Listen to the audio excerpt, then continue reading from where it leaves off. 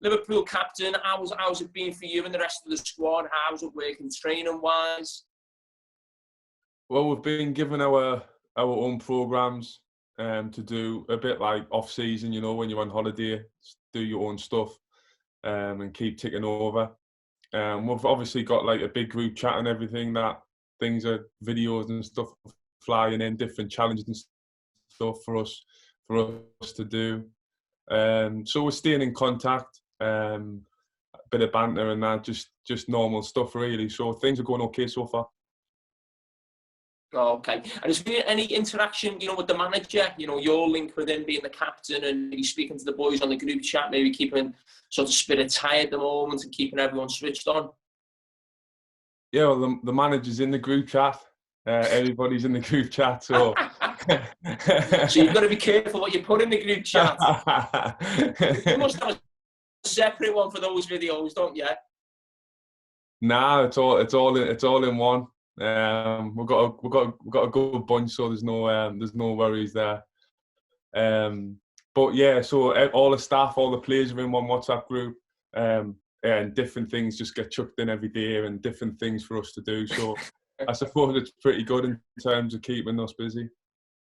All right, well, listen, it's been up until now, it's been a brilliant season, and I just want to go to the start of the season. And on the back of last season, you win the Champions League, but you miss out just to a brilliant Man City team, and get pipped for the title. How difficult was it, or was it difficult for you and the manager, to rally the boys again when you start again, thinking how close you come to the title? That ever be something that you thought you'd gone so close, and it would be difficult to replicate that? Yeah, like you said, after the Champions League final when we lost against Madrid, it was the worst feeling ever in my career in football for a lot of us, really. So it was really tough to take after the game. But then I think having went through that season, and we played such a good season, not only in Champions League, but in the league as well, I felt as though we're still going in the right direction. We're still improving, and there was still more to come from us as a team, So if anything, I think it give us that extra bit of fuel to the fire for us to go next season, which proved to be, in terms of the season we had after that, was fantastic in the league again, and obviously Champions League. To then lose the league on the last day was another really, really sore moment and tough moment for us as a team. But within a few weeks, it was the best moment of our career so far. So that was it was a quicker turnaround that time. From losing the league and in the end of May to winning the Champions League start of June, was massive for us, really, and it was a big moment for us as a team to finally get over the line and win a big trophy. And then since then the confidence just kept growing. We kept working hard as we always do, and up until this point after that, we've played some pretty good stuff. You mentioned about it being like the first trophy that you got across the line, but this season gave you an opportunity to pick up, a few trophies, really starting with the Super Cup. And I think sometimes that competition is derided in this country or not taken that seriously. And of course, there's other trophies bigger, but was it important that you start the season well in terms of picking trophies up with that Super Cup against Chelsea? And that was almost the message to go on. We want to try and win as many trophies as we can this season. Is that why it was vital, really, that Chelsea game early on? Yeah, it was really important for us as a team, especially having won the Champions League. We wanted them to carry on and win more trophies. So the more trophies you win, that sort of becomes a habit, and you sort of have the taste for it, and you want that more and more.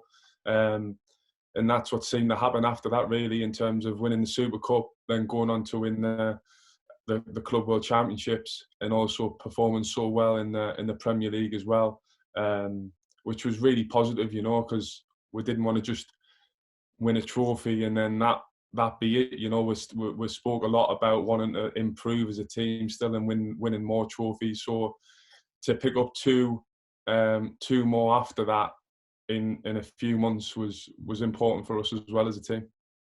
I think you make a great start to the season. And I think a game everybody looks back at really now is the Aston Villa game, really, and Liverpool's ability under Jurgen Klopp to score late goals. But it just felt with the league the way it was, I think there was probably 6 points in it at that stage with Man City. You were due to play Man City the following week. Just explain what makes this Liverpool team probably special, and that showed more than ever in that game at Villa Park, where you're 1-0 down in the first half and somehow find 2 goals and certainly close to the 90th minute and one in injury time.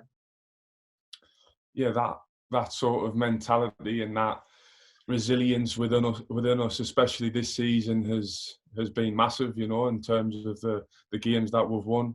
I feel as though that is something that the manager really started to instill in the squad when he first came. You know, I feel as though at times when he first came, there was in what way would he do that, Jordan?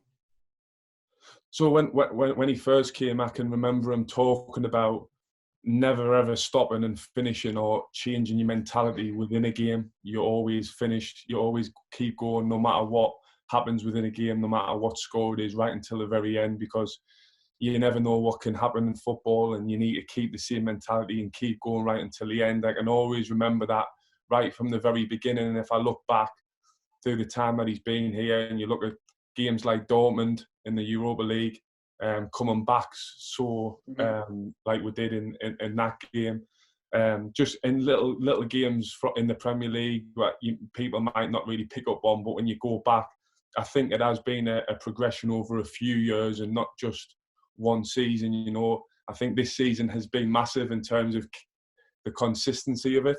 But I really feel as though that was a sort of work in progress, and now it's just part of our identity, really, that no matter what happens within the game, then we'll never stop and we'll never change the mentality until the game's finished. Well, you remember he actually gave that message to the supporters, I think, in his first season. He was very critical of the supporters. They were leaving early in a game, I think, and he wasn't shy in sending that message to supporters. I'm sure that message then gets through to the players. And then you have the game against West Brom where he gets ridiculed in some ways, but it was almost that thing, togetherness, wasn't it? With, you know, the players on the pitch, the supporters off the pitch, and then there was that thing against West Brom. I think it was a 2-2 draw, and he was in front of the Kop. I think that has also helped now in terms of getting these last-minute goals and going to the end. He almost had to go through that at the start, maybe get a bit of criticism, but also to send that message to you and to the Liverpool supporters. Yeah, I think, again, the West Brom game's a really good one because a lot of people would have criticised the team or the manager for that in terms of after the game, and were sort of clapping with the fans and stuff, but it wasn't about the result, you know. It was more about the mentality, and that's when the manager, I think, could start to see the change, because there was tough moments within the game, but how we reacted, he'll have been really happy with. And that's what the manager will look at, you know, within games when we're under pressure, which you're always going to be at some point in games, how you react to that, whether that's losing a goal, losing momentum, whatever that might be. I think it's how you react, and the manager's always looking for that. And I think that's been a really big part of our game for a long time now. Well, I think that game, I think probably psychologically probably hurt Man City in some ways. I think they had a good win that day, or a late win.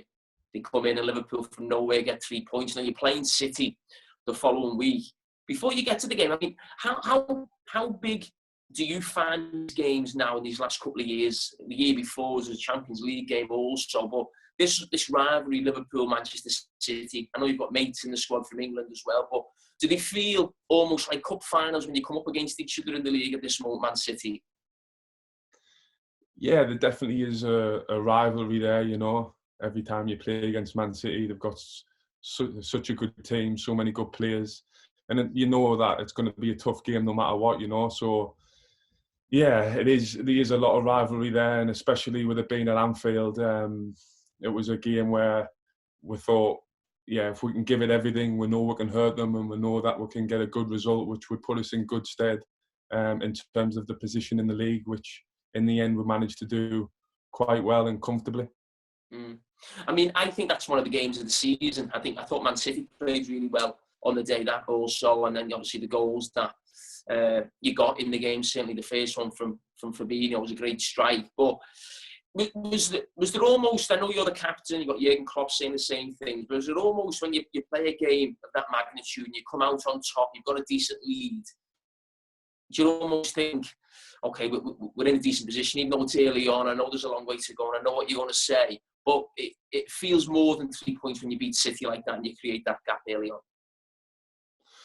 Well, it felt big. You know, it does feel big. There's no hiding from that. When you go head to head with a rival and you win the game, it does feel like a double hit, really. I suppose in terms of them losing 3 and us gaining 3, it was a big result. But at the same time, as you know, I'm going to say, I think the mentality is then the next game and the next game, because we still had a long way to go in the season. And we knew that, and we knew how quickly things can change in football. So you've always got to prepare yourself for the next challenge, which is always just round the corner. So again, that's another big thing I would say about this team over the last couple of seasons is the focus and the work ethic, even after big wins, is to move on to the next game very quickly and prepare ourselves the same for every team and respect every team that we'll play against. I want to speak about the Merseyside derby at home against Everton, and Jurgen Klopp. He probably does this once or twice a year. He picks a team that no one is expecting, and he doesn't just make 1 or 2 changes. He normally makes 5 or 6. And I think it was Burnley last season away he did this, and he's done it at home to Everton. There was probably a few raised eyebrows because you're talking about the team, but I think you'd probably acknowledge as well, you know, the squad Liverpool have at the moment, and when it gets used, it normally produces the goods. I mean, to beat, you know, your biggest local rivals 5-2 at home with a completely virtually sort of 6 or 7 changes within that team. Does that speak volumes about, you know, the belief the manager has in the squad, but also the ability of the squad that maybe people like me and the press and other pundits maybe don't recognise as much? Yeah, the manager's always really big on the strength of the squad. It's not about the 11 that might be playing that day, or it's the whole squad. And there's a lot of good players that might not even make the 18 at times, you know, with different injuries and different games and the amount of games that we have. So it is about the whole squad. And when we achieve something like we have done in the last year or so, it is down to everyone, you know, not just what people see on a weekend or on a match day. There's a lot of hard work that goes in behind the training ground, behind the scenes. And when we're doing 11v11s, for instance, and you might have the team that could be playing on the weekend and the team that's playing against them, the intensity needs to be high, and you need to make sure that everybody's on it. No one's dropping their heads because they think they might not be playing or anything like that. It's the whole squad, and that is a big strength again of ours, which we've managed to use really well. And then when you make changes, it's a lot easier because the intensity's already been there in training. Everybody wants to play, everybody's challenging to play, but also are there to support each other when the match day comes and help each other, whether that's from the bench or from the pitch. And again, the manager's shown his faith in a lot of young players and different players. Like you see in that game, making a lot of changes, but he knows players are ready to go because he sees them every day in training. Well, you know, you speak about that because we had it with Rafa Benitez and Hule at times. We used to get the team basically an hour before the game, even going back to Roy Evans. There was never real... We did team shape, but it always left people sort of guessing. I mean, Jurgen Klopp as a manager, could you give us an insight into sort of the training and the setup before games? Is that more often than not, would Jurgen wake on the team a couple of days beforehand and you'd be well aware of, you know, whether you were in or out? Well, it's a lot harder to do 11v11 games when you've got games midweek, games weekend. It's more about recovery and then getting ready for the game. So it's a lot harder to do that. But when you have a little bit of time and you have a period where it can be 11v11, you can maybe get an idea, but at the same time you will make changes. And there's been times where the games come on the weekend, it has changed a little bit. So, but yeah, you might, as a player, you might try to read into things a little bit, which is which is not the right thing to do, really, because the manager can always change it, and he showed that he has done that in the past. So that's why training, no matter what, you need to be 100%. Everybody needs to give everything, because you just never know when the game comes what team the manager's going to pick. And even if you're not in the starting 11, you need to be ready 100% to come on and make an impact and help the team win the game. And like I said, the lads have been fantastic with that. Well, going back to that game, the Everton game, is such a big result and great performance. But I'm taking myself obviously out of the Liverpool dressing room now. I used to be really hyped and really wound up for Everton games. There's Trent now in the team, who's a local lad. But you've been at Liverpool a long time now. I said before about the Man City games having an extra edge for obvious reasons with going for the league. But is there something that you feel something special with Everton, or is that just another game? And is that maybe one of the reasons why we've got such a good record against Everton, that maybe you don't get so wound up in these games, the team and the squad? No, I do think it's still unique. It's a derby game, and all derbies are really special, and especially the Merseyside derby, I really feel that it is a special game, especially with having been here for so long, So I do feel that. But at the same time, it's about using that in the right way, which again, the manager will always say to us. So you need to, of course, use that adrenaline and that sort of feeling that you will get for a derby, but you need to use it in the right way and not be getting sent off and things like that. It is about not getting too emotional within the game, but it's using it in the right way, which again, we have had a good balance of doing that over a long period of time now, so hopefully we can continue that. There was a game at Tottenham and you won 1-0, and it was almost your reaction, I think, at the end of the game, and I think the manager's reaction as well, because Tottenham almost got an equaliser and pushing on. And is that this sort of the demand you place on this team now? You win away at Tottenham, it's a tough place to go, it's a huge result. And still, it almost felt afterwards that people were not too happy with the performance. Obviously, delighted with the result. Yeah, I think, when we look back at that game, of course, it was a great result away to Spurs to win 1-0. And we understand that, and we never take wins for granted. It's so hard to win in the Premier League that we would never take it for granted. But at the same time, I felt within that game that we should never have got in the position that we found ourselves in last 10, 15 minutes, really. Having been so comfortable in the game. We should have made it a lot more comfortable with 2 or 3-0, really. But it was very close for them to get back in the game, and we very nearly conceded. So that was the most disappointing thing for us. But yeah, that's the expectation level of us as a team. We always know we can improve and do better. And people think that, well, how can they improve doing better when they're winning all the time? But in terms of performance, there's a lot more things we can improve on and do better, and we know that as players, and we know that as a team, and we just always want to keep improving, keep working on the things that the manager tells us to do on the training pitch, and trying to put that into the game on the weekend. Okay, I mean, there was a little spell towards a few weeks ago where you started dropping a couple of points, go out the Champions League, conceding a few goals, and there was a lot of this talk of Liverpool, what sort of happened, and went on to the FA Cup and the Champions League. I mean, there was that game against West Ham. Was that huge in terms of actually almost putting the talk of Liverpool, not so much bottling it because you were so far ahead, but that negativity away, on the back of a few results probably not going your way as well?